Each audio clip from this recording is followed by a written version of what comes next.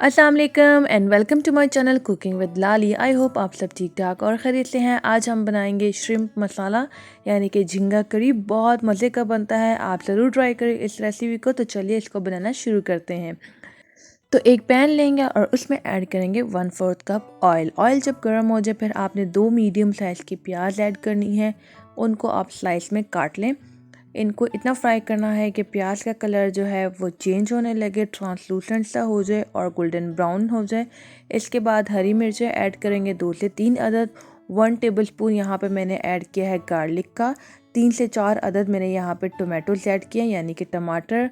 और 2 से 3 टेबलस्पून मैंने टोमेटो का पेस्ट ऐड किया है बनाकर।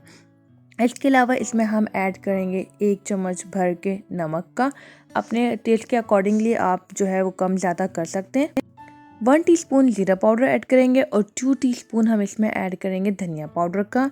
1 टीस्पून कश्मीरी लाल मिर्च ऐड करेंगे और हाफ़ टी स्पून ऐड करूँगी हल्दी का। आप जितने भी मसाला चाहते हैं वो कम ज़्यादा कर सकते हैं। यहाँ पे मैंने जंबो साइज़ का जो कैन में मिलता है प्रॉन्स वो यूज़ किए हैं 400 ग्राम्स के। आप फ्रेश वाले जो हैं वो भी यूज़ कर सकते हैं।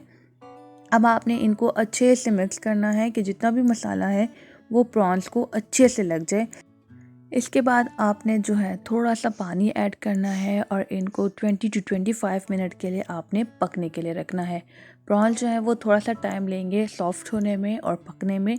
तो आप 20 से 25 मिनट आप लो फ्लेम पे इनको पकाते जाएं।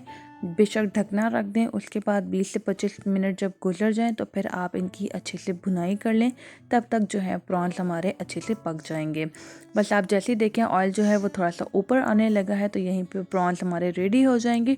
गार्निश कर सकते हैं आप किसी भी चीज़ के साथ। मैंने यहाँ पे फ्रेश कोरिएंडर यूज़ किए हैं।